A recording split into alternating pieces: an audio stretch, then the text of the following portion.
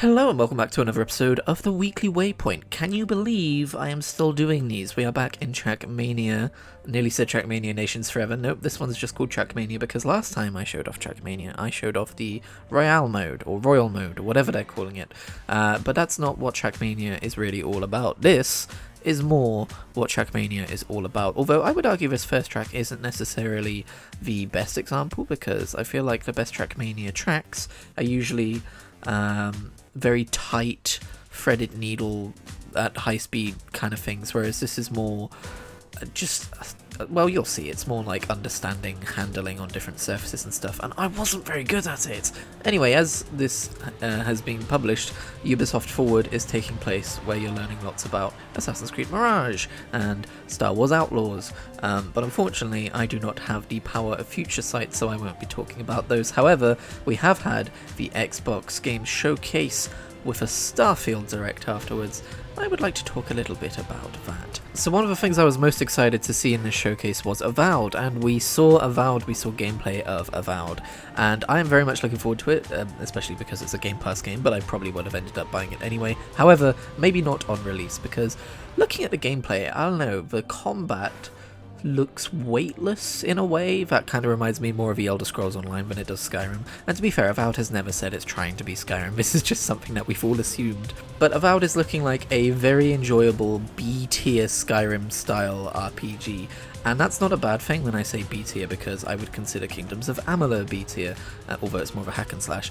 I really enjoy Kingdoms of Amalur. It's one of my favourite RPGs. But I've also never finished Kingdoms of Amalur, so yeah, I think Avowed looks really cool, and I'm really excited, and I can't wait to explore it.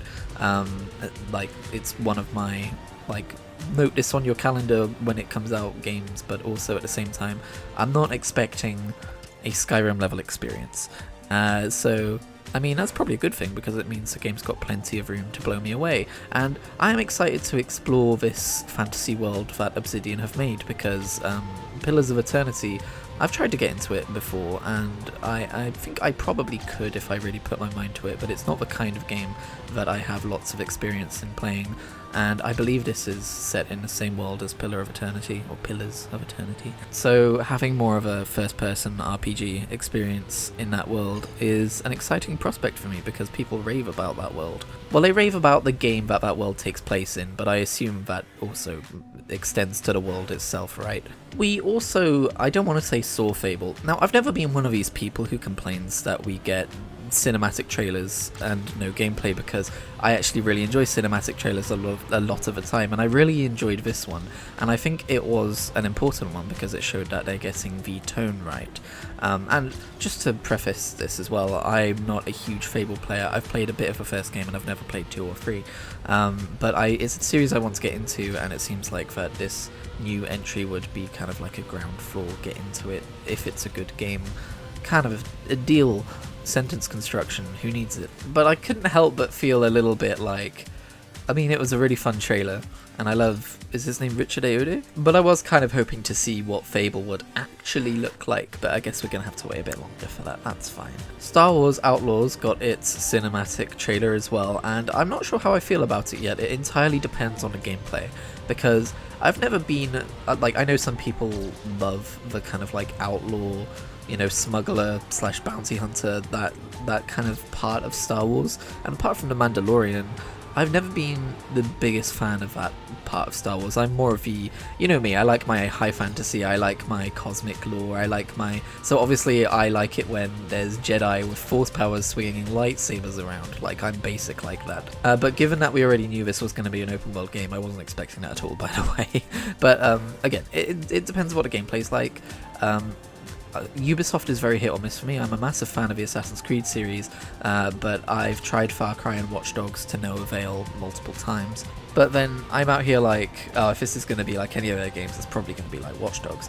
But then I'm out here well, it could just be something entirely new, so we'll have to see.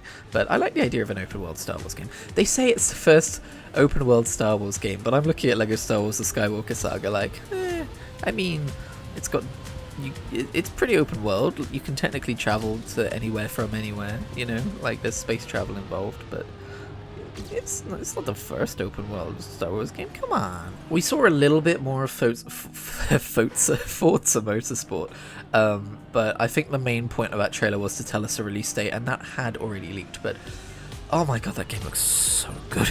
Clockwork Revolution is very Bioshock, but I've never really played Bioshock, but I do want to play Clockwork Revolution when it comes to Game Pass.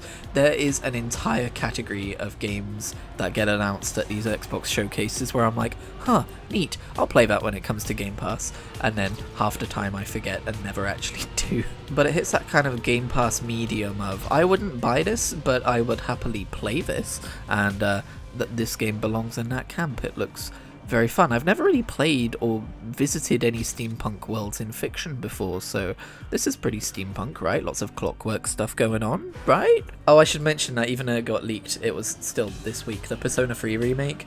I do feel a little bit like, why did you remaster Persona 3 Portable and then remake it immediately afterwards? I've already started a save in Persona 3 Portable, and now I feel like I'm just going to have to retread old ground. But it looks nice. I've seen some people complaining that apparently it doesn't contain elements from the later re-releases, like the female playable character and stuff, which is kind of a shame. I can't remember what other game did this, but that is the second game recently to remake a more basic version of, oh, I'm thinking Brilliant Diamond Shining Pearl. I didn't touch any of the platinum features. It's like, why wouldn't you touch any of the additional features you added later on? Especially if you're not going to add them as DLC later on. Anyway, that's a whole different rant. Towerborn and Dungeons of Hinterberg join the, neat, I'll play that on Game Pass when it comes out camp. Oh, and Don't Nod are doing a climbing game called Jusant? I don't know how to pronounce it, but again, same camp, along with 33 Immortals and some other stuff I've probably forgotten. But Starfield is what I really want to talk about today. I briefly remember when Starfield first got revealed, I was just kind of mad about it, because I think at the same time they revealed The Elder Scrolls 6 and then said you're not getting it until years and years after Starfield, which is years and years away. But I have since come to my senses, because when I saw Starfield, I thought Fallout, and the thing I don't like about Fallout, well, I mean, it's just not my jam. I've tried it multiple times, and post-apocalyptic worlds, for the most part, don't really grab me the way that fantasy does. But then I realised that space exploration is a narrative that I enjoy, and this is kind of a counter to Elder Scrolls I would have preferred, not Fallout, and they're still going to do Fallout, of course, but this is a game I should be excited about. And then we started seeing some gameplay, and of course, the internet's quite cynical a lot of the time, but I'm an optimist, and I feel vindicated with the extremely deep dive we got yesterday.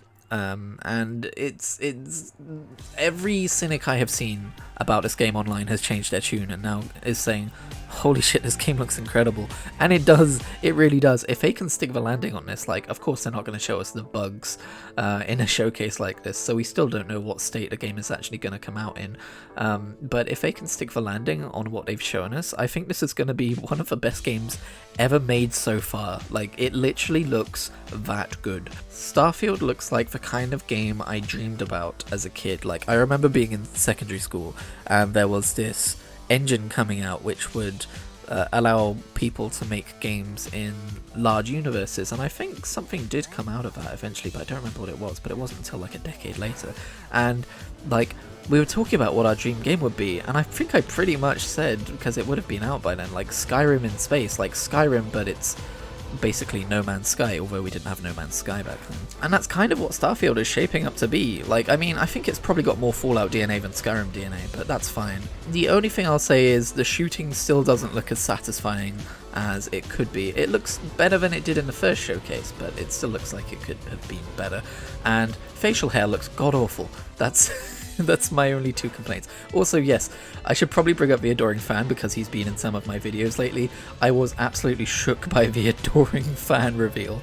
I know the guy comes back to life in my Oblivion playthroughs all the time, but I didn't know I wouldn't be able to get rid of him by going to space. At the end of the day though, like, it is a video game. It's like, after 40 hours of playing it, it's going to feel a bit normal, and there's going to be things that we wish were a little bit better about it. Like, no, I'm at the point in my life now where I recognize that no video game is the perfect video game. Like, I remember I spent a lot of my teenage years searching for the video game that's going to be, you know, the one I'm going to play forever, and I mean, that's a common thing, right? People want a forever game, but no game is a forever game, and I've made my peace with that. That is actually a subtle transition into talk about Diablo 4, because I've been playing more of it this week, and it is still a fucking fantastic game. That's going to be one of my games of the year. Maybe my game of the year if Starfield sadly doesn't work out. But post 50 is a grind, man. I haven't seen many other people talking about this, so maybe people are just enjoying the inherent gameplay or are more patient of people than I am. Maybe this is my ADHD creeping into the mix here, but I'm looking at how slow I'm leveling up, and I'm like, there is still a 4th world tier I want to get to. Like, it would be fine otherwise, because you gain 4 Paragon levels every level, which I think is the saving grace of how slow leveling is in that game. But I don't know why it has to be this slow. For reference, I can play for a couple of hours and get about a level, maybe a level and a half. And that's doing constant content in terms of like Grim Favors and Nightmare or Helltide Zones and Nightmare Dungeons and, you know, just like clearing out the map and stuff. And I don't know why it has to be that slow. I don't know what the point of it being that slow is, because you can't reach the 4th world tier with more content to do until you hit level 70, and it's just a slog. And I've got a build which decimates, you know, I've got a good build. That's not the problem anymore. I did have that problem for a little while, but I have a really good build now, and I'm quite powerful. And like, don't get me wrong, the gameplay is still really fun, but I find myself burning out on it after a few hours. Like, I can't, like with my attention span, I can't just play the same gameplay loop of doing dungeons and Helltide Zones again and again and again, getting maybe one new piece of gear every hour as well. Like, it's, I don't know, I've not seen anyone else bring this up, so this must be a me issue, but it's just too grindy. Still a phenomenal game, but 9 out of 10, not 10 out of 10. And in fact, my attention span has wandered, and this week I've been playing the Assassin's Creed series, partially because Mirage got me hyped, but you will have already seen some of these videos popping up on my channel. First I played some Assassin's Creed 1, and you've seen the first half of my Assassin's Creed 2 playthrough, which is actually complete, and I've also played through all of Assassin's Creed Brotherhood, and I am now, I would say, about a third of the way for Assassin's Creed Revelations. And I've just been having a wonderful time revisiting the Ezio trilogy, and my plan is to continue into Assassin's Creed 3 and 4, and Rogue, and Unity, and Syndicate, and do all of those Assassin's Creed games, which I do own on Xbox, but have never really played properly. That is the premise of Stabby Mode, and just general achievement hunting in those games as well. Like, and I'm not going to stop there, like, but the thing is, I've already mostly completed Origins on Xbox, and I've got the Adventures in Ancient Egypt playthrough series of that. And I have already perfected Assassin's Creed Odyssey on PS4, except for the last DLC, I believe. And I need to restart my playthrough of Assassin's Creed Valhalla, because I got about 20 hours through that game, maybe, and I don't remember any of it. But yeah, I'm excited to see Assassin's Creed Mirage. I still don't know if it's going to be, like, my favourite Assassin's Creed game or anything. It's not in, like, Baghdad as a setting isn't one of my wish list areas to go to, you know. We're already getting that with Japan in whatever that Assassin's Creed game turns out to be when it's made. I wonder if they'll show some of that, actually. Probably not. They probably want to keep the focus on Mirage this year, which is fair enough. But I am curious to see what a quote-unquote traditional style Assassin's Creed game looks like after 3 open-world RPG entries to a series. How does it look like gameplay-wise to go back to, I would say, the action-adventure version of Assassin's Creed, which, you know, like, I haven't played the more modern games of that version of the series, like Unity and Syndicate, so I don't know how well I'm going to be able to assess, like, are they just going back to what the gameplay was like in Syndicate and iterating on that, or are they going all the way back to Revelations and splintering off of what that gameplay was like? Because I know it changed a little bit even through the action-adventure version of the series. I guess I'll be finding this out as this goes live, so baseless speculation away. Anyway, I've had a week off this week, and it's been quite nice. I had a birthday. I'm now 28 years of age, and life is, yeah, I wasn't prepared to talk about this. Why did I bring this up? We all have different thoughts about getting older, and I think those thoughts skew more negative the older you get, but I'm trying to keep on top of that shit. When I was in my mid-20s, I was literally, like, dreading getting older, so at least I'm not there anymore. I'm like, I'm only 28, it's fine. Like, I can't say only for much longer, but you know, I think the 30s might be overhyped. I've heard from so many people in their 30s talking about how good their 30s are, and I'm like, yeah, but also you were a different person than I was during your 20s, so I don't really know. But the main thing is I'm happy, I'm content. Things could be better, but things could be much, much, much, much worse. And this channel that I do and a short story project that I'm doing are both things that are invigorating me and bringing me joy. So that's good. Also, I've just joined a Discord community under a YouTuber known as Boba Witch from the Yogscast. And it's a lovely place, and I've not really done that before. I mean, the closest I've come is the Grinding Gear community, who are also lovely people, but that's attached to a free company in a video game. And I've also been part of other guilds as well, who are lovely people. This is more just general, always there in the background Discord community, and I didn't know how I would feel about joining it, but so far it's been lovely. I don't know if I'll wander off one day, as I tend to do with everything, but so far I'm having a brilliant time and they're all great. Before you go, just a quick update on the short story situation. This month's short story, The Monitor of Finfair, is now available to read at kritigrywrites.wordpress.com or the Kritigri Writes YouTube channel. You can find both of these in the description down below. Oh, how delightful. Anyway, thank you for watching today's video, and I'll catch you on the next one.